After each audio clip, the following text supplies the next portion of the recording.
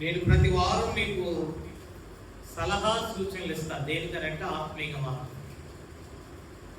Master గారు కూడా అలాగే ఇస్తారు. మనం చదువుకుంటున్నాం, ఏదన్నా అడిగామనుకోండి తెలియంది, దగ్గరికి వెళ్ళినప్పుడు ఖచ్చితంగా చెప్పి అంటాడు కదా, నువ్వు బాగా చదువుకుంటే నేను నీకు అది బాగా గుర్తుంటుంది. చదవకుండా నేను చెప్పింది వెళ్ళి రాస్తే అక్కడ కుదరదు.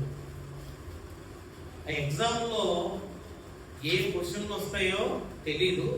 నేను చెప్పినట్టుగా అన్ని అవ్వవు గనక సలహా సూచనలు మాత్రమే చెప్తాడు మాస్టర్ గారు. పాస్టర్ గారు కూడా ఇంచుమించాడే సంఘానికి సలహా సూచనలు ఇస్తారు. అయితే ప్రిపరేషన్ ఎవరు లేదు, మీదే. పాలు పొంగులు పొందేది మీరే. దేవుని సన్నిధి ఎంత బలంగా ఉంది అంటే, ప్రభు సన్నిధి మన మధ్యన ప్రభు ఎలాగో కనపడుతున్నాడు. నిర్గమాకాండంలో మోసే కాలానికి వెళ్తే నిర్గమాకాండం చూడాలి. 15వ అధ్యాయము 11వ వచనం, నిర్గమాకాండము 15-11వ వచనం.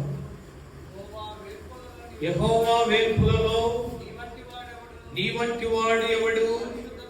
పరిశుద్ధతను బట్టి నీవు మహనీయుడవు, స్తుతి కీర్తనలను బట్టి పూజ్యుడవు, అద్భుతములు చేయవాడవు.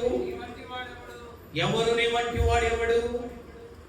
మోషే గారు రాసుకుంటున్న మాటది. నిర్గమాకాండంలో ఇది ఎంత చక్కటి, ఇది ఒక అభ్యాసం లాంటిది. Great learning.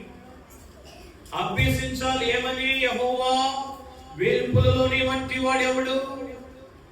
ఎందుకని? పరిశుద్ధతను బట్టి అంట ఆయన మహనీయుడు, స్తుతి కీర్తనలు బట్టి పూజ్యుడు, అద్భుతములు చేయవాడు. ఎవడు నీ వంటి వాడు? ఎక్కడున్నాడు ఇలాంటి దేవుడు? ఎప్పుడైనా ఎవరైనా కనపడ్డారా ఇంత పరిశుద్ధత కలిగిన దేవుడు? ఆయన పరిశుద్ధుడు గనుక మీరు పరిశుద్ధులు ఉండాలని చెప్పిన వాడు. ఆయన అంత గొప్ప దేవుడు గనుక ఆయనను కీర్తించాలని దావీదు అనేక పర్యాయాలు జ్ఞాపకం చేస్తున్నవాడు. మోషే కూడా అదే విషయాన్ని జ్ఞాపకం చేస్తున్నాడు. స్తుతి కీర్తనలను బట్టి పూజ్యుడవు. అందుకే ఆరాధన సమయంలో ఆరాధన ఏం చేయగలుగుతున్నారు కదా. కొన్నిసార్లు ఈ రోజున ఆరాధనలో పాస్టర్ గారు కొన్ని మాటలు మీకు తెలియజేయలేకపోయిందో వచ్చేవారు మళ్ళా తెలియజేస్తాను. ఆరాధన ఎంత అవసరమో, రెండోది బల్ల దగ్గరికి వచ్చినప్పుడు కూడా మీరు అలాగే ఉండటం మీకు అవసరం. పరిశుద్ధుడు దేవుడు